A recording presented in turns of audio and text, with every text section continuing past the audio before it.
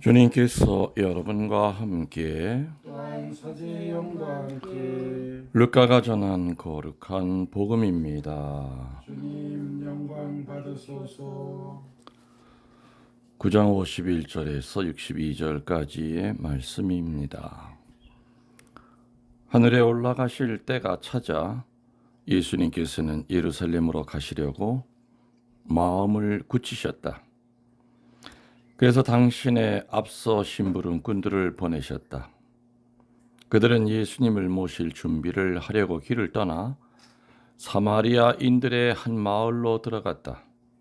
그러나 사마리아인들은 예수님을 맞아들이지 않았다. 그분께서 예루살렘으로 가시는 길이었기 때문이다. 야고보와 요한 제자가 그것을 보고 주님, 저희가 하늘에서 불을 불러내어 저들을 불살라 버리기를 원하십니까? 하고 물었다. 예수님께서는 돌아서서 그들을 꾸짖으셨다. 그리하여 그들은 다른 마을로 갔다. 그들이 길을 가는데 어떤 사람이 예수님께 어디로 가시든지 저는 스승님을 따르겠습니다 하고 말하였다. 그러자 예수님께서 그에게 말씀하셨다. 여우들도 굴이 있고 하늘의 새들도 보금자리가 있지만 사람의 아들은 머리를 기댈 곳조차 없다. 예수님께서는 다른 사람에게 나를 따라라 하고 이르셨다. 그러나 그는 주님 먼저 집에 가서 아버지의 장사를 지내게 허락해 주십시오 하고 말하였다. 예수님께서는 그에게 죽은 이들의 장사는 죽은 이들이 지내도록 내버려 두고 너는 가서 하느님의 나라를 알려라 하고 말씀하셨다. 또 다른 사람이 주님, 저는 주님을 따르겠습니다. 그러나 먼저 가족들에게 작별 인사를 하게 허락해 주십시오 하고 말하였다. 예수님께서 그에게 이르셨다. 쟁기를 손에 대고 뒤를 돌아보는 자는 하느님 나라에 합당하지 않다. 주님의 말씀입니다. 그리스도님 참여합니다. 참 예수님, 참 예수님. 주님의 이름으로 평화를 빕니다. 아멘. 오늘 동영상 미사를 기다리셨던 분들은 좀 실망하실 수도 있겠습니다만은 촬영하는 스테파노가 이미 공지를 했습니다. 출장이 있기 때문에 이번 주일은 이제 촬영을 할 수가 없다 하고 얘기를 하셨죠. 그래서 오늘은 이렇게 제가 미사하면서 녹음은 합니다. 녹음은 해서 미사 끝나고 난 다음에 이제 제목을 붙여서 이제 올리긴 올릴 겁니다. 물론 제가 바로 올리는 것이 아니라 성화를 찾아서 올려야 되기 때문에 일단 스테파노한테 보내서 바로 뭐 12시 정도 올라오긴 어려울 거고 한 2, 3시경이면 아마 여러분들이 주일 강론을 들으실 수 있을 거라고 생각이 됩니다. 아까 복음 이렇게 제가 읽을 때 혹시 여러분들 아주 아름다운 새소리가 같이 녹음되는 거 혹시 들으셨나 모르겠습니다. 여긴 참 이쁜 새들이 되게 많습니다. 그래서 이제 제 카메라로 이 새들의 종류도 제가 좀 하나하나 좀 담을 계획을 갖고 있습니다만은 정말 아침에 일어나면은 이거 천국이 아닌가 뭐 그런 생각이 들 정도입니다. 그리고 바로 제 침실 옆에 정말 커다란 500년이 된 느티나무가 있고 그 느티나무 기운 덕에 지난 주일에도 얘기 드렸지만은 제가 7년 동안 먹던 수면제를 아예 근처에도 가지 않고 있습니다. 그래서 또 잠이 참 잘 옵니다. 그리고 잠을 자도 뭐 이상하게 막 잠잔 것 같지 않은 잠이 아니라 꿈도 하나도 꾸질 않고 그냥 푹 잠이 들다가 아침에 깹니다. 어제는 이제 청주에 뭐 일을 좀 때우러 요즘 이 때문에 좀 고생을 했는데 어제는 그래서 그게 피곤했든지 어제는 뭐 정신없이 잠이 들었고 아침에도 좀 늦게 이렇게 일어났습니다. 한편으로는 좀 불안한 마음도 있어요. 무슨 불안한 마음이냐면은 내가 은퇴했다는 생각이 아직은 안 듭니다. 그러다 보니까 이러다 또 발령이 또 저기 또 딴 본당으로 나가는 거 아닌가? 그러면 이게 뭐야? 갑자기 그런 분심 이렇게 들 때가 있어요. 그래서 맞아, 나 은퇴했지. 은퇴해서 이게 내 살 집이지. 성모님이 일로 불러주셨지. 이렇게 생각을, 마음을 다잡아 봅니다. 자, 오늘 연중 13주 어떤 얘기가 나왔습니까? 여러분들 잘 들으셨습니까? 오늘 복음의 주제를 먼저 말씀을 드리면은, 강론의 주제를 먼저 말씀드리면은, 나를 따르라. 우리 형제님, 이 나를 따르라 그러니까는 뭐가 연상이 되십니까? 날 따라. 이게 어디서 나오는 소리입니까? 어떤 상황에서 주로 나를 교회에서 많이 쓰는 경우 같은데. 그렇죠. 맞아요. 나도 오늘 주제가 나를 따르라 이렇게 딱 적자마자 전쟁터에서 지휘관이 그냥 그 적의 총탄을 뚫고 나를 따르라 하면은 이제 부하들이 따르죠. 나를 따르라 하는 거는 분명히 전쟁터에서 하는 얘기고, 근데 전쟁터에서보다 훨씬 2000년 전에 예수님께서 이 말씀을 하셨단 말입니다. 그죠? 나를 따르라. 오늘 강론의 그 주제가 나를 따르라예요. 예수님은 당신을 따르려는 자들에게 어떤 마음 자세가 필요한지를 오늘 얘기해 주고 계십니다. 다시 말하면 오늘 복음에 예수님을 만나게 돼서 한때는 그를 따르려고 하면서도 여러 가지 이유를 들어 따르지 않는 어떤 그 세 사람의 에피소드를 통해서 제자가 될 자의 마음가짐이 어떠해야 되는가를 오늘 예수님은 가르치고 계십니다. 여러분들 오늘 예수님 따르겠다고 하는 사람 몇 사람 나온 거 혹시 의식하고 복음 들었습니까? 오늘 몇 사람입니까? 집에 가는 사람, 장사를 지내고 가는 사람, 주님을 따르는 사람 이렇게 나오는데. 세 사람이죠. 네. 세 사람인데 첫 번째랑 세 번째 사람은 자기가 따르겠다고 나섰고요. 두 번째 사람은 예수님이 또 불러요. 첫 번째, 세 번째는 본인들이 따라 나서는 거고, 두 번째 사람은 예수님이 따라오너라 그랬어요. 이렇게 오늘 이 복음의 드라마에 등장하는 인물은 세 사람이 나옵니다. 그래서 한 사람 한 사람의 그 모습이 어쩌면 우리들의 모습이기 때문에 우리들에게 와닿지 않는가. 뭔가 이렇게 생각을 하고 나면 이게 나의 이야기죠.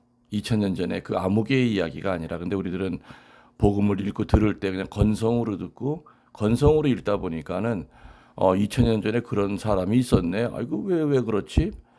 본인의 이야기처럼 생각해야 되는 것이 그게 바로 관상이라고 그랬죠. 관상은 어려운 것이 아니라 2000년 전에 바로 예수님의 입에서 나오는 그 말씀을 들었던 그 발치에 앉아 들었던 바로 그 한 사람의 모습이 내가 바로 거기에 있어야 된다 그 얘기입니다. 우선 첫 번째 사람은 대단히 훌륭한 마음의 소유자임이 분명합니다. 왜? 예수님 따르겠다고 했기 때문에. 그런데 예수님은 이 따르겠다고 하는 그의 그 결심을 받아들이면서 그 사람이 생각하는 그 이상의 것을 요구하고 계시죠. 뭘 요구하셨습니까? 당신처럼 살기를 요구하고 계십니다. 예수님은 당시에 말이죠. 나자렛에서도 쫓겨났고요. 오늘 복음에서도 보면 사마리아인들에게도 거절당한 자기와 같은 그 삶을 살도록 이 첫 번째 사람에게 권고하십니다. 그러면서 그 삶은 어떤 삶이라고 그랬습니까? 머리 뚫 곳조차 없는 나그네 생활이다. 즉 자기 집이나 재산 등의 물질에 의존하는 그런 생활 방식이 아니라는 겁니다. 그때나 지금이나 사람이 가정을 갖고 가정을 안 가졌고 혼자 살라 하더라도 집이라든지 어느 정도의 재산은 있어야만 경제 생활을 할 수 있습니다. 근데 예수님은 삶 자체가 머리 들 곳조차 없다. 여우도 굴이 있고 새도 둥지가 있지만 사람의 아들은 머리 둘 곳조차 없다. 나 같은 삶을 따라야 된다 하고 첫 번째 사람에게 권고하고 있는 겁니다. 다시 말하면 마음의 완전한 비움을 요구하십니다. 어려운 얘기죠.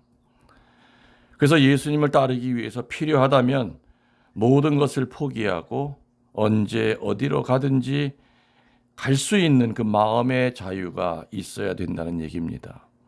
오늘 이 독서에서는 영적인 자유에 대한 이야기를 굉장히 강조합니다. 물론 예수님이 가정이나 안정된 생활을 부정하는 것은 결코 아닙니다.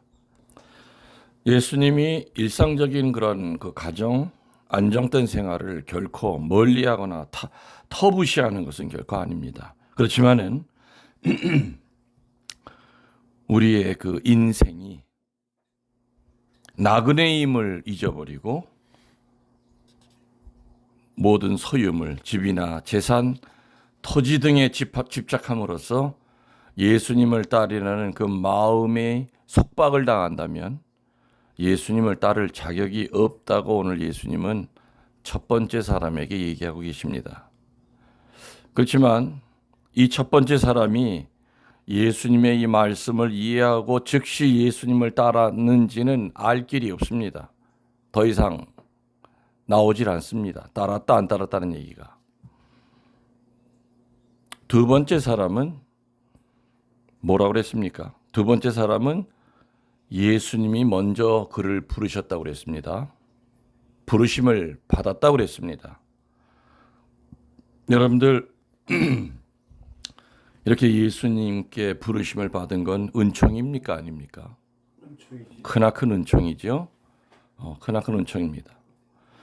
어쩌면 우리들은 색깔은 다르지만은 예수님께 부르심을 받은 은총을 받은 사람들입니다. 근데 이렇게 불렀는데 그 사람의 입에서 어떤 얘기가 나와요? 어떤 얘기가 나와요? 두 번째 사람.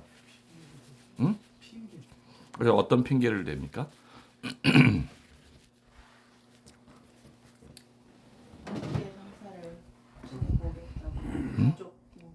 아니지. 아버지 장례 치르고 따라가겠다고 나서는 거예요. 근데 사실은 그의 대답은 죽은 아버지의 장례식에 가겠다는 뜻이 아니고 아버지가 10년 후에 죽을지 20년에 죽을지 몰라. 그런 그 아버지 죽을 때까지 모시다가 죽은 후에 자유롭게 되면은 그때 따라 나서겠다는 그 뜻이었어요. 이해가 되시죠? 그 사람이 한 말투가. 지금 당장 죽은 게 아니야. 근데 언제 죽을지도 모르는 아버지를 핑계대면서 그 아버지가 죽고 나면 그때 자유롭게 되기 때문에 그때 내가 따라 나서겠습니다. 이 두 번째 사람은 예수님이 부른 사람이라고 그랬어요. 본인이 따라 나서겠다고 하는 사람이 아니라. 그 어쩌면 이 사람은 나를 따라오느라 했을 때 엄청 부담을 느꼈던 것 같아. 어떻게든지 난 따라가기가 싫어. 가끔가다 생각나면 가보고 그냥 저 양반 우리 동네 지나가면 한번 좀 보고 싶고 훌륭한 어른이라는 건 분명히 아는데 다른 제자들 사는 거 보니까 거지도 저런 거지가 없어. 밥 새끼 제대로 못 먹는 거 어디 목욕할 때가 있나.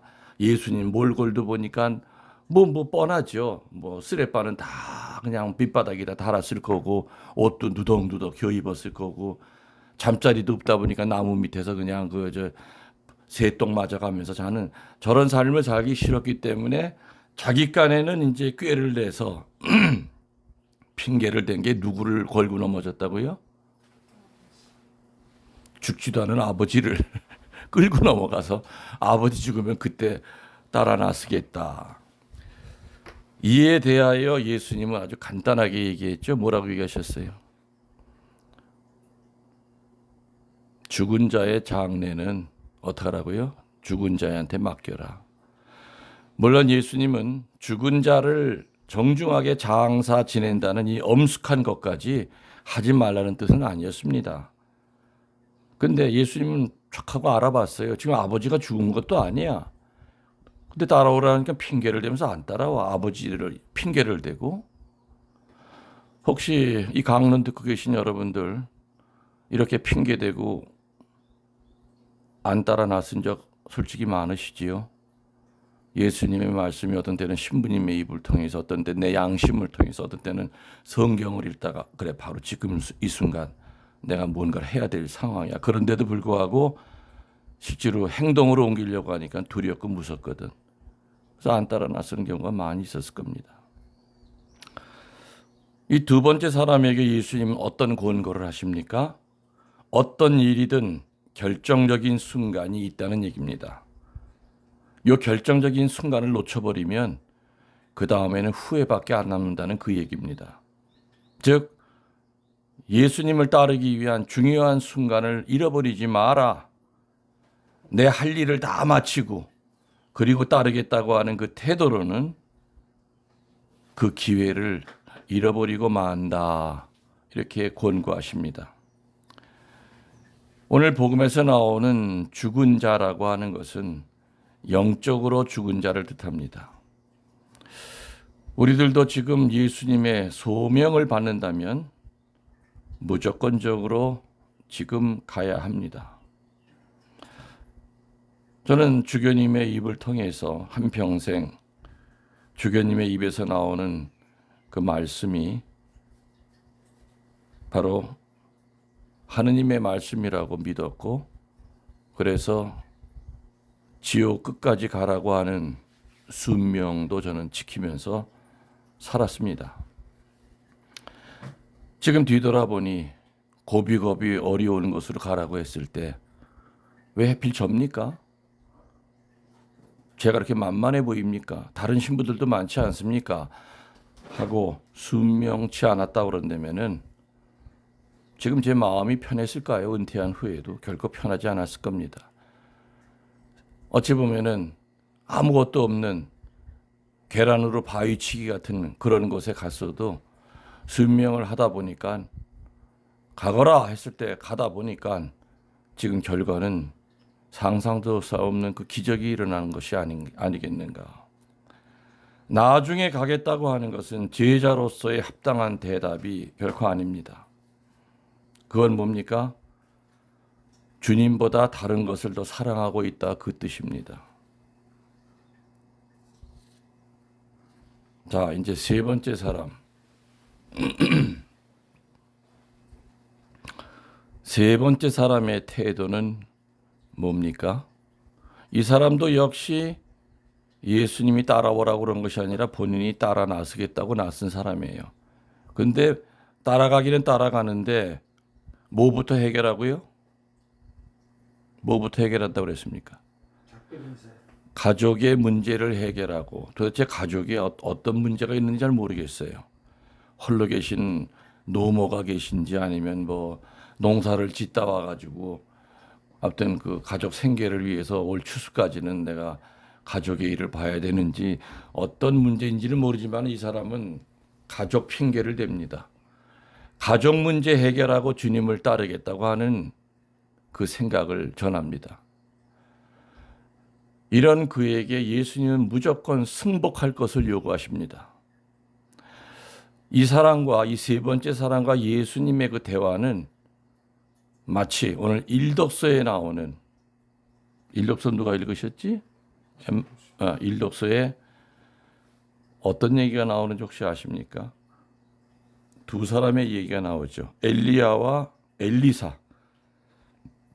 오늘 이 예수님과 이 세 번째 사람의 대화는 일독서에 나오는 엘리야가 엘리사를 자기 제자로 삼기 위해 부를 때의 일을 상기시킵니다.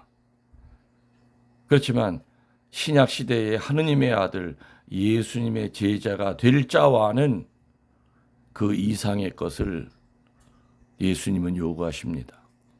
오늘 일독서 한번 읽어보십시오. 엘리야가 엘리사를 자기 제자로 삼기 위해서 여러 가지 요구를 하는데 그것과는 비교가 안 될 정도로 예수님은 당신 제자 될 자는 그 이상의 것을 반드시 해야 된다고 얘기하고 계시죠. 그래서 예수님의 부르심을 받으면 그 자리에서 따라야 합니다. 농부가 쟁기를 사용할 때 뒤를 바라봐서 해야 할 일을 못하는 것과 같이 우리들은 주님의 부르심을 받을 때 지금까지의 생활에 미련을 가지고 있었어도 하늘나라에 합당한 자 되기 위해서는 그 미련을 버려야 된다는 얘기입니다. 자, 이제 오늘 복음의 어떻게 보면 키포인트라고 할 수 있는 겁니다. 쭉 이제 제가 상황을 설명을 드렸습니다. 첫 번째, 두 번째, 세 번째, 이 사람들이 어떤 핑계를 대고 예수님을 못 쫓아갔느냐. 그래서 예수님의 그 권면하는 얘기, 권고하는 얘기가 쭉 드라마처럼 나왔습니다. 그리고 결국에 오늘 복음의 이제 핵심은 바로 이겁니다. 자세히 오늘 복음을 살펴보면은 이 세 사람에 대하여 합당하지 않다고 말씀할 뿐입니다. 그렇게 핑계를 대는 거는 이래서 합당하지가 않다. 그 말을 하실 뿐이었지요. 그렇기 때문에 너는 반드시 나를 따라야 된다는 얘기를 안 하셨어요. 그 후는 그 사람의 결심에 맡기고 만다는 사실입니다. 세 사람 모두에게 공통된 일입니다. 예수님은 권고하시는 예수님은 계시지만은 성서에 그분을 따랐다는 말은 세 사람 어느 누구에게도 없습니다. 다시 말하면은 강요하시지 않는다 그 뜻입니다. 다른 제자에게 야 저놈 묶어서 끌고 와 이게 아니었죠. 너 나 따라오지 않으면 바로 그 자리에서 벌 받는다. 협박한 것이 아니라 나를 따르는 자는 이리 살아야 된다는 그 설명을 하셨을 뿐이지 권고나 아니면 강압이라든지 협박 같은 거가 없었다는 거죠. 그래서 오늘 성경에는 권고하시는 예수님은 계시지만은 그분을 따르는 다른 사람의 이야기는 한마디도 없습니다. 예수님은 우리들에게 말씀을 통해서 성경을 통해서 사제의 강론을 통해서 내 양심을 통하여 끊임없이 권면하시고 권고하십니다. 제자가 된 자의 자세에 대하여. 그렇지만 그것을 따르냐 안 따르냐는 것은 우리 각자의 결심에 있다는 겁니다. 우리들의 자유의사를 예수님은 존중하십니다. 예수님의 권고에 따르느냐 안 따르느냐의 그 여부는 우리들 한 사람 한 사람의 자유로운 결단에 달려 있다는 얘기입니다. 왜냐하면 자유의사에 의한 행동만이 전심전력할 수 있기 때문입니다. 억지로 끌려서 마지못해 하는 그런 사람의 그 행동이 전력투를 할 수 있느냐? 아니죠. 평양감사도 지가 싫으면 못하는 겁니다. 그렇지만 동네 반장, 이장도 정말 자기가 기쁜 마음으로 하면은 전력투구를 다해서 남의 일 내일 하듯이 열심히 일하는 겁니다. 그래서 이 자유로운 의사가 참 중요합니다. 하느님이 따르라고 했을 때 자유로운 마음으로 자유로운 의사로 따라가느냐 아니면 억지로 벌 때문에 심판 때문에 무서워서 따라가느냐 하는 것은 차이가 굉장히 큽니다. 예수님을 만난 우리들은 결국에는 2차적인 것, 3차적인 것에 될 그걸로 전락할 소유물이나 재산, 그것을 지나치게 소중히 여기는 탓으로 진정 소중해야 할 것을 잃지 말아야 합니다. 내가 갖고 있는 모든 소유물은 천국 갈 때 아무런 도움이 안 됩니다. 그렇기 때문에 그것을 너무 집착하는 그 탓으로 정말 소중해야 할 것을 잃어버리고 살진 않는가 우리는 늘 명심해야 되고요. 또 주님을 따를 그 순간에는 주저없이 따라야 될 것이고요. 이 세상 생활에 미련을 갖지 말고 주님께 신뢰를 두고 예수님을 배워서 살아가도록 우리 애쓰도록 합시다. 아멘. 영혼의 영혼을 더하여 여러분들 사랑합니다.